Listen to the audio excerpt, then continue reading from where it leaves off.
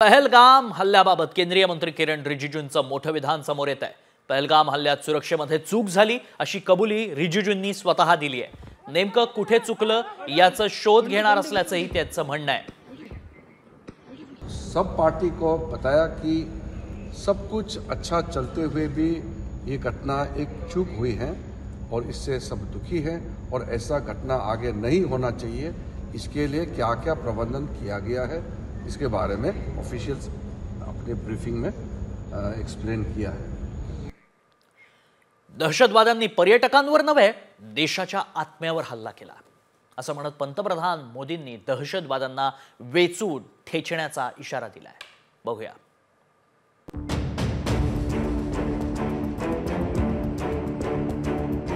भारताच्या सार्वभौमत्वावर, अस्मितेवर आणि आत्म्यावर हल्ला करण्यात आल्यानंतर आता भारतानेही डरकाळी फोडली आहे आणि त्यातच पंतप्रधान नरेंद्र मोदींनी पाकड्यांना त्यांच्या दहशतवादी पिल्लावळीला थेट इशारा दिलाय। या निर्वाणीच्या इशाऱ्यानंतर भेदरलेल्या पाकड्यांच्या तोंडचं पाणी पळालंय। मोदींनी काय म्हटलंय पाहूया। जिन्होंने ये हमला किया है उन आतंकियों को और इस हमले की साजिश रचने वालों को उनकी कल्पना से भी बड़ी सजा मिलेगी। अब आतंकियों की बची खुची जमीन को भी मिट्टी में मिलाने का समय आ गया है। एकीकडे अख्खा देश दहशतवाद्यांना शोधा आणि ठेचा अशी मागणी करतोय, दुसरीकडे सरकारनेही पाकड्यांचा करेक्ट कार्यक्रम सुरू केलाय। पहलगाम हल्ल्यानंतर मोदींनी सौदीचा दौरा अर्धवट सोडला आणि ते भारतात परतले। त्यानंतर मोदींनी पाकिस्तानची कशी कोंडी केली आहे पाहूया। सिंधू पाणी करार स्थगित, अटारी सीमा बंद, पाकिस्तानी नागरिकांना व्हिसा बंद, पुढील 48 तासात पाकिस्तानी नागरिकांनी भारत सोडायचा आहे। पाकिस्तान हाय कमिशनच्या 5 अधिकाऱ्यांनाही हटवलं। ये नया भारत है। पाकिस्तानची आर्थिक परिस्थिती आधीच नाजूक आहे, त्यात पाकड्यांनी भारतासोबतचा व्यापार रोखलाय। त्याचा सर्वाधिक फटका पाकिस्तानलाच बसणार आहे। सीमेवर आताच हाऊ इज द जोशच्या आरोळ्या ऐकू येऊ लागल्या आहेत। भारत एअर स्ट्राईक करणार किंवा सर्जिकल स्ट्राईक करणार या भीतीनं पाकिस्तानच्या तोंडचं पाणी पळालंय। मात्र याच पाकड्यांसह दहशतवाद्यांचा बिमोड भारत नक्कीच करणार आणि त्यांना मातीत गाडणार हे मात्र अटळ। आणि काश्मीरात पुन्हा एकदा नंदनवन खुलणार हे मात्र नक्की। कॅमेरापासून गणेश कानडेसह वैदेही काणेकर, साम टीव्ही न्यूज, काश्मीर। तिकडे पहलगाम मधील दहशतवादी हल्ल्याचा आणखी एक व्हिडिओ समोर येतोय। या व्हिडिओमध्ये दहशतवाद्यांच्या हातात स्वयंचलित बंदुका दिसतायत। ते मैदानात बसलेल्या पर्यटकांवर बेछूट गोळीबार करतायत। दहशतवाद्यांनी महिला आणि पुरुष पर्यटकांना वेगळं बसवलं आणि त्यानंतर पुरुषांवर गोळ्या झाडल्या। गोळीबारात 27 पर्यटकांचा मृत्यू झालाय।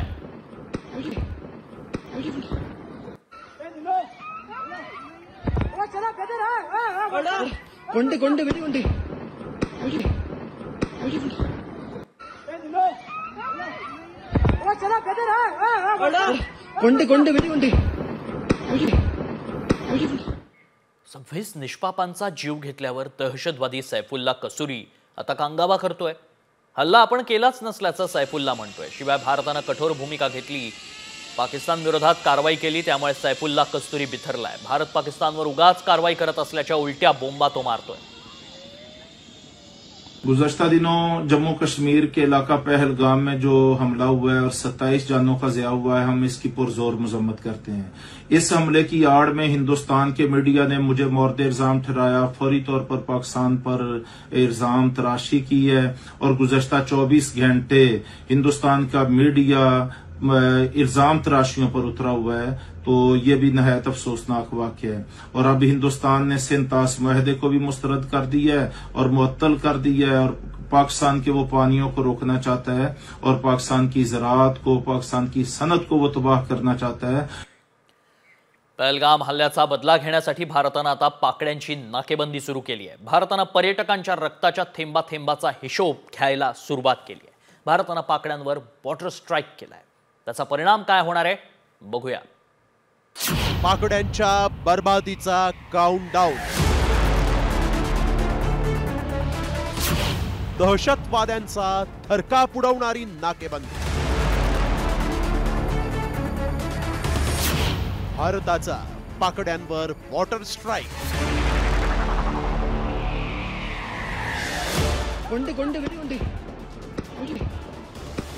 हाच तो मृत्यूचा थरकाप उडवणारा पहलगामचा दहशतवादी हल्ला. 28 निष्पापांचा यात मृत्यू झाला. या हल्ल्यानंतर प्रत्येक भारतीयाच्या संतापाचा कडेलोट झालाय. सरकारनेही देशवासियांच्या रक्ताच्या थेंबा थेंबाचा हिशोब करायला सुरुवात केली. भारतानं 65 वर्षांपूर्वीचा सिंधू नदी वाटप करारच रद्द करत थेट पाकिस्तानवर वॉटर स्ट्राईक केलाय, ज्यामुळे पाकिस्तानमध्ये खळबळ उडाली आहे. The Indus Waters Treaty of 1960 will be held in abeyance with immediate effect until Pakistan credibly and irrevocably abjures its support for cross-border terrorism. मात्र सिंधू वॉटर करार नेमका काय आहे?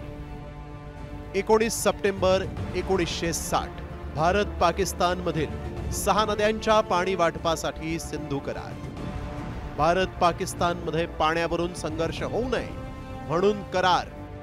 रावी, बियास, सतलजचं पाणी भारताला, तर सिंधू, झेलम आणि चिनाबचं पाणी पाकला वापरण्यास परवानगी. सिंधू करारानंतर 1965, 1971 आणि 1999 मध्ये भारत पाकिस्तानमध्ये 3 युद्ध झाले. मात्र भारतानं कधीच सिंधू कराराला धक्का लावला नव्हता. मात्र आता पहलगाम दहशतवादी हल्ल्यानंतर भारतानं सिंधू करार रद्द करत पाकिस्तानची कोंडी केली आहे. सरकारने निर्णय घेतला म्हणजे उद्यापासून पाकिस्तानचं पाणी तोडलं असं होत नाही. ते पाणी नॅचरली वाहतं, निसर्गच तसा आहे, त्याला आपण इमिजिएट काही करू शकत नाही. पण ही एक सिम्बॉलिक मूव आहे. त्याच्यातून आपण असं दाखवू पाहतो आहोत की तुम्ही ज्या प्रकारचा हल्ला घडवला तो आम्हाला अजिबात मान्य नाही. त्यामुळे आतापर्यंत ज्या काळाचा आम्ही सन्मान केला त्या काळाचा आम्ही फेरविचार करू शकतो. एवढंच नाही तर या सिंधू कराराला रद्द केल्यानं पाकिस्तानवर काय परिणाम होणार आहे ते देखील पाहूया. पिण्याचं पाणी, सिंध आणि पंजाब प्रांतात पाण्याची भीषण टंचाई होणार. शेती क्षेत्र, पाकिस्तानमधील 80% शेती सिंधू, झेलम, चिनाब या नदीच्या पाण्यावर आधारित. ऊर्जा निर्मितीत घट, सिंधूच्या प्रवाहातून पाकिस्तानमध्ये जलविद्युत प्रकल्प चालवले जातात. आर्थिक चढ, पाकिस्तानातील महत्वाचे उद्योगधंदे सिंधूच्या पाण्यावर अवलंबून. उरी आणि पुलवामा हल्ल्यानंतर भारतानं सर्जिकल आणि हवाई स्ट्राईक करून दहशतवादी तळं उद्ध्वस्त केले होते. तर पहलगाम दहशतवादी हल्ल्यानंतर भारतानं सिंधू करार रद्द करत पाकिस्तानच्या मुळावरच आता घाव घातलाय. त्यामुळे आता पाकिस्तान घोटभर पाण्यासाठी तरसल्याशिवाय राहणार नाही. या नाकेबंदीतूनच पाकड्यांचे नापाक इरादे नष्ट होतील एवढं मात्र निश्चित. सिंधू नदी संदर्भात कुठलाही निर्णय भारतानं घेतला नव्हता. पहिल्यांदा सिंधू नदीच्या या करारावर स्थगिती आणल्यामुळे निश्चितच आता पाकिस्तानाच्या मुळावर घाव भारतानं घातलाय असं देखील सध्या म्हटलं जात आहे. कॅमेरापर्सन गणेश कानडेसह वैदेही काणेकर, साम टीव्ही न्यूज, काश्मीर. पहलगाममधील हल्ल्याबाबतची सर्वपक्षीय बैठक नुकतीच घेण्यात आली आणि यावेळी काश्मीरमध्ये शांतता प्रस्थापित करण्यासाठी प्रयत्न करा, सरकार करेल त्या कारवाईला आमचा पाठिंबा असेल अशी माहिती खरगेंनी दिली आहे. सब लोगों ने मिलके जो पहलगाम में इंसिडेंट हुआ है उसको सभी लोगों ने कंडेम किया. ऑल पार्टी इरेस्पेक्टिव ऑफ ये वो ऐसा कुछ. और दूसरी चीज़ हमने ये कहा कि कश्मीर में शांति रखने के लिए वो अच्छा प्रयास करें और वहाँ पर शांति रखना जरूरी है. ये बात उनके सामने हमने रखा और उन्होंने ये कहा कि सभी एक्शन ले लें. सरकारच्या चुकीमुळेच काश्मीर बर्बाद होत आहे असा हल्लाबोल आमदार जितेंद्र आव्हाडांनी केंद्र सरकारवर केला. यावेळी उद्या अनुदान द्या अशी ही मागणी त्यांनी केली आहे. त्या चुकीमुळे काश्मीर बर्बाद होत आहे. तुम्ही सगळ्यांना देता ना, ह्या योजनेला द्या, ह्या योजनेला द्या, त्या योजनेला द्या, फुकटातच वागता ना. मग एक राज्य जिवंत ठेवण्यासाठी तिथल्या लोकांनी 30 वर्ष भोगलंय. आज प्रत्येक काश्मीरी माणसाच्या डोळ्यात अश्रू आहेत. कधी नव्हे तर काश्मीर बंद होतं. काश्मीरचं एका टोकापासून दुसऱ्या टोकापर्यंत सगळी दुकानं बंद होती. त्यांनी कालचा दिवस काळा दिवस म्हणून पाळला. त्यांना जिवंत ठेवण्याची जबाबदारी सरकारची आहे. त्यांना सबसिडाईज योजना सुरू करा. त्यांच्या काश्मीरला जाणाऱ्या पर्यटकांना सबसिडी द्या. दहशतवादी हल्ल्यानंतर भारतानं पाकिस्तानला पुरतं जेरी सांडलंय. सिंधू करार रद्द केल्यानं आता पाकड्यांच्या पायाखालची जमीन सरकली आहे. पाकिस्तानकडून पोचला जाणारा दहशतवादी हाफिज सईदचा व्हिडिओ ISIनं व्हायरल करत भारताला पोकळ धमक्या द्यायला मात्र सुरुवात केली आहे. पाणी बंद केलं तर रक्ताचे पाठ वाहतील असा त्याचा जुना व्हिडिओच व्हायरल होतोय.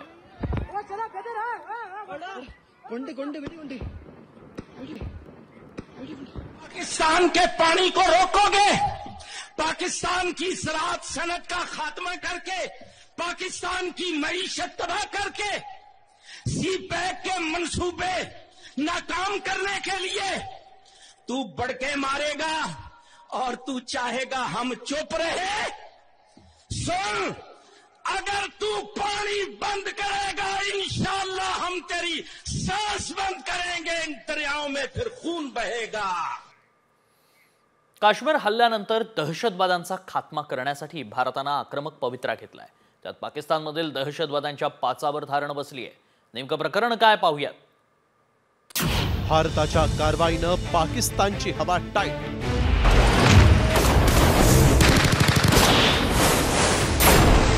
दहशतवादी ट्रेनिंग कॅम्प रातोरात रिकामे. डरपोक मसूद हाफिज सईद बिळात लपले. पाकिस्तानी दहशतवाद्यांच्या ट्रेनिंग कॅम्पची ही दृश्य पहा. हे आहेत 18 एकरमध्ये पसरलेलं जैश-ए-मोहम्मदचं मुख्यालय. तिथं काही दिवसांपूर्वी दहशतवादी प्रशिक्षण घेत होते. मात्र आता भारताच्या इशाऱ्यानंतर या दहशतवाद्यांनी ट्रेनिंग कॅम्प सोडून पळ काढलाय. त्यामुळे दहशतवाद्यांच्या ट्रेनिंग कॅम्पचा हा अड्डा ओस पडला. इथूनच भारताच्या विरोधात कट रचले जायचे. मात्र आता 2016 आणि 2019 प्रमाणे भारत सर्जिकल स्ट्राईक आणि हवाई हल्ला करून दहशतवाद्यांना प्रत्युत्तर देईल या भीतीनं दहशतवादी ट्रेनिंग कॅम्पमधून पळून जात आहेत. जीवाच्या आकांतानं ही दहशतवाद्यांची पिलावळ सैरावैरा पळतीये. दरम्यान दहशतवाद्यांचा खात्मा करण्याची भीष्म प्रतिज्ञाच भारतीय लष्करानं घेतली आहे. पाक ऑक्युपाईड काश्मीरमध्ये जे पाकिस्तान पुरस्कृत दहशतवाद्यांचे टेररिस्ट लॉन्चिंग पॅड आहेत त्यामधले मॅक्सिमम अतिरेकी आणि त्यांचे आका यांनी या टेररिस्ट लॉन्चिंग पॅडमधून पळ काढला आणि पाकिस्तानमध्ये आत जाऊन त्याचबरोबर GHQ कराचीच्या मदतीनं कुठेतरी काही काळ लपण्यासाठी त्यांनी त्यामध्ये धन्यता मांडली आणि अशाच प्रकारचे इंटेलिजन्स इनपुट्स आपल्याला पाहताना मिळतात. मात्र भारताविरोधात गरळ ओकणारा जैश-ए-मोहम्मदचा संस्थापक मसूद अझहर आणि पाकिस्तानी दहशतवादी हाफिज सईद गायब झालेत. दहशतवाद विरोधात भारताची रोखठोक भूमिका पाहून दहशतवाद्यांच्या या म्होरक्यांनी गप्प बसण्यातच धन्यता मानली आहे. मात्र भारतानं सिंधू पाणी करार रद्द केल्यानंतर पाकड्यांकडून हाफिज सईदचा थैथयाट करणारा एक जुना व्हिडिओ व्हायरल केला जातोय. मात्र हाच हाफिज सईद भारताच्या इशाऱ्यानं कुठल्या बिळात लपलाय असा सवाल आहे. अगर तू पानी बंद करेगा इंशाअल्लाह हम तेरी सांस बंद करेंगे. इन दरियाओं में फिर खून बहेगा. पाकिस्तानी दहशतवाद्यांना सुरक्षित आश्रय मिळणंही कठीण आहे. त्यांना आश्रय देणाऱ्यांची तर खैर नाहीच. कारण पाकिस्तानी दहशतवादी आता भारताच्या निशाण्यावर आहेत. हल्ल्याच्या नुसत्या चर्चेनंच या दहशतवाद्यांमध्ये भीतीचं सावट पसरलंय हे निश्चित. तो मौत का डर अभी भी जिंदा है. ब्युरो रिपोर्ट, साम टीव्ही न्यूज. बातमी डोंबिवलीतील संजय लेलेंची त्यांच्या कुटुंबियांसमोरच दहशतवाद्यांनी गोळ्या झाडून हत्या केली. धर्म विचारून लेलेंवर गोळ्या झाडल्या गेल्या. त्यांच्या मुलाच्या तोंडूनच थरकाप उडवणारी आपबीती ऐकूया. वो अलग हो जाए और मुस्लिम को वो अलग हो जाए. उन्होंने फिर बताया, मतलब वहाँ पे उन्होंने हम में से किसी ने कोई हलचल नहीं की और फिर उन्होंने ये किया कि वापस पूछ रहे हिंदू कौन है और मुस्लिम कौन है।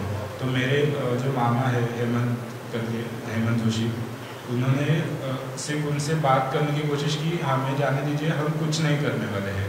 तो उनको सीधा गोली मार दी उन्होंने, इतना बोलने के लिए। फिर मेरे जो दूसरे मामा है अतुल, उन्होंने इन दोनों को गले लगाया कि इन्हें छोड़ दीजिए, इन्हें जाने दीजिए। तो उन्हें बोला कि तुम बाजू में हट जाओ वरना आपको भी मार देंगे। पर उन्होंने बाजू नहीं हुए, वो इनसे ही चिपके रहे। तो उनको कैसे करके पेट में गोली मार दी उन्होंने। फिर उनको और फिर उन्होंने वापस पूछा कि हिंदू कौन है और मुस्लिम कौन है। तो मेरे पिताजी है संजय जी, उन्होंने हाथ ऊपर करने की कोशिश की तो उनको सिर में गोली मार दी उन्होंने, और मेरा हाथ उनके सिर के पास था, तो मुझे वो गोली छू के चली गई और उनके सर में गई। इसलिए